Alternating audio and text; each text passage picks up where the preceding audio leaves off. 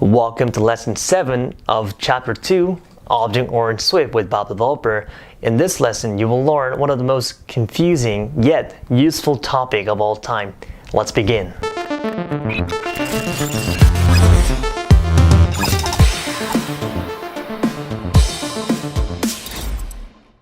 Hello, let's talk about type properties and methods. So here's a problem statement. I'm confused by static, final, and class. What are those and when do we use them? So first of all, what is type property and type method? Well, type property, if you want to have a property, in the past you have to create an object and then access the property. But now when you use type property, you don't need to create an object. So I'm going to give you an example. So let's say we have a class struct called SumStructure, and ignore this message for now. Let's ignore it. So in order to have a property without making an object, you can use static, okay, and you can say var store property some value. So now what's happening is you can have let's create you have some structure. We don't have to, in the past, you have to make an object like that, but now you have this magical ability to have store property right there, and it becomes some value right there. Boom, some value. That's it. That's what type properties methods are. You have the ability to make functions and properties without contain or store and without making an object. So there, you can also use it for computer property for static like that. So static property equals int, define the type, you get return 120, and you can also send it to, you've set it to new value. Okay. You can have store property, computer property for static. So now you may have access to this computer property as well. Pretty good. So it makes our code more readable because you don't have to do something like that. It's pretty convenient. But you'll definitely learn about more practical application by the end of the lesson. And also, lastly, you can have a method just like that. Hello. And print hello, SumStructure, and you can say hello right there. That's amazing. That's it. That's what static. That's what it means to have static properties and type, or type property and method. Okay. So I wrote one sentence just now, but structs. But you can use the word static for structs. Static only comes with structs for value type and enums. But when it comes to classes, you have to use different. You can also use different one. We call class func or class var. Well, I'm going to show you an example. So we have for classes, you may not only use static, but also you may use class, something that comes in front of it. So you can say class func. You can also use static func, but class func, but there is a difference. But first of all, let's create a class called grandparents. Okay, grandparents. And yeah, as I said, class can contain class and also static property. So static var, static function, it should make sense. But now you also have the ability to have a class func and introduce. All right, let's do introduce, and you can do something like, hey, we've been married for number of years in marriage. So, oh right, they're crashing, so you can say introducing. So you can do grandparents, and not only you have introduce function, but you can also do introducing right there. So it should be identical. So you might ask, what is the difference? What is the difference? Well, why can't you use class to struct? Why can you use both static class? Why is that so? Well, here's a part. Static cannot be overwritten. So this is what I mean by that. So when you have a parents, when you have a class called parents, inherit some grandparents, and of course you have all the methods.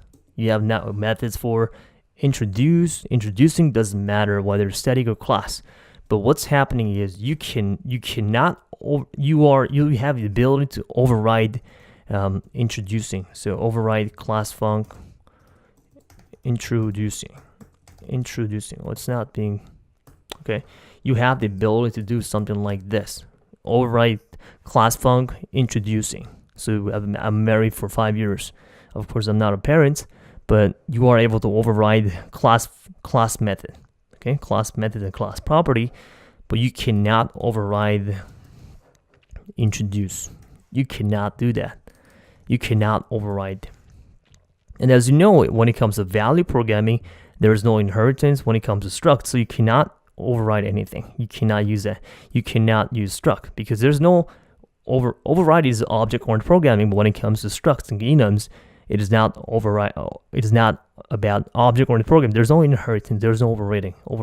Okay, so you're not allowed to override. That doesn't mean parents still have the access to that struct property and struct static methods and property, just that they cannot override it. Okay, hopefully that makes sense. Again, just to review, you are able to use. You can only static for struct, and static means you cannot override it. Right, that should be all good. But when it comes to classes, you can have static properties and method, but also you can have class method and properties. Static, you can still inherit, but you cannot override it. For a class, you can inherit, and then you can override it. Okay, that's it. So hopefully you guys it makes sense to what it means to use static and class. But here comes the final. What is final? Well, final prevents you from overriding. Well, this is what I mean by that. So I'm going to create a function called final func. This is not a type property. This is normal property. So normal method. So you have to make an object, and then you have this can override method. For example, you can do grandparents, and you have to make an object to have this can override method. All right. This is init method, and also this is the normal func. And this is can override method. So, but when it comes to classes, we learned that you are able to override if it's just normal method. But when you put final, as I said in the example in the name here, you are not able to override. That doesn't mean that doesn't mean you cannot inherit. You are able to inherit, but simply you're not allowed to override. For example, you're not allowed to override func can't override.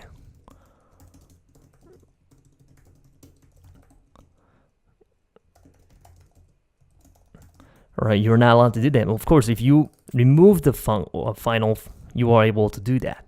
Okay, but if you add final, then you're not allowed to do that. It doesn't mean still parents have the final. Still, parents have the can override method, right? It does even if you don't override. Still, parents have that can override method, but simply cannot override it. Okay, you are not allowed to override. It doesn't work when you add final. The same thing applies to a property as well.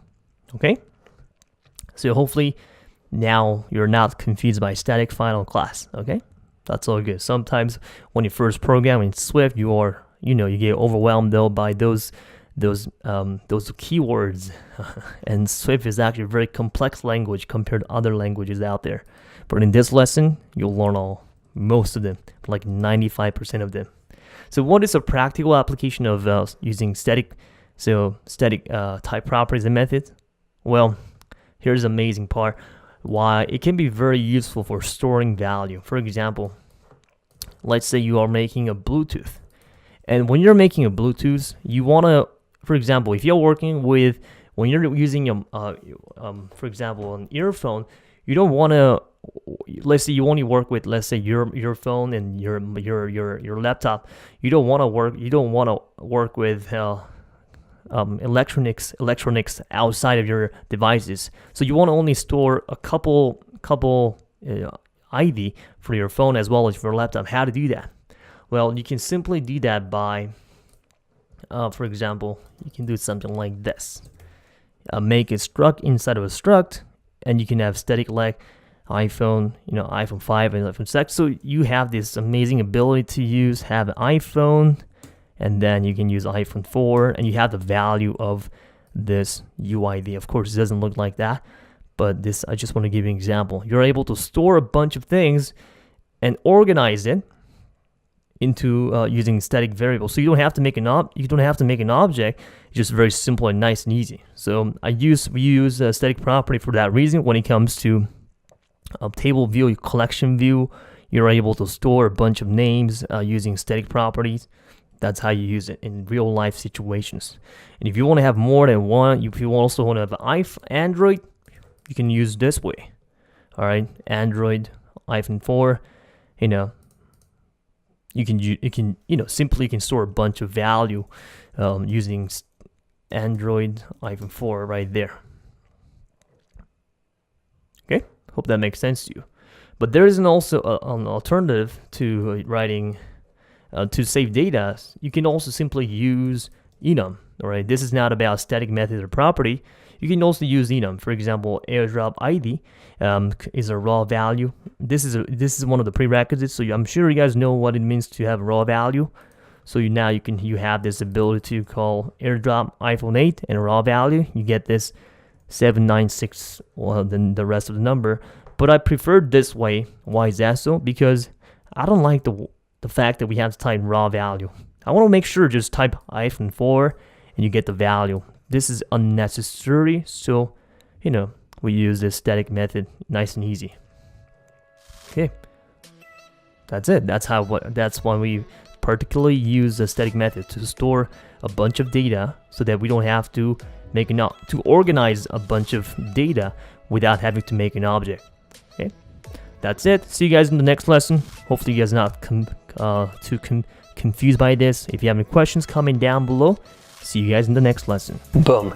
In this lesson, you've learned how to create methods and property without actually initializing an object. Now let's recap a little bit. When you're working with structs, you may only have static type. When you work with classes, however, you may have static as well as class type. If you wish to prevent any properties and methods to be overwritten, feel free to use the final keyword to not make it work. Take the UI key fundamentals about. You'll definitely see how I apply static methods. In the following lesson, you will learn to create an object, single object, the only object that exists everywhere within the iOS framework and ecosystem. Well, let's find out about the singleton pattern.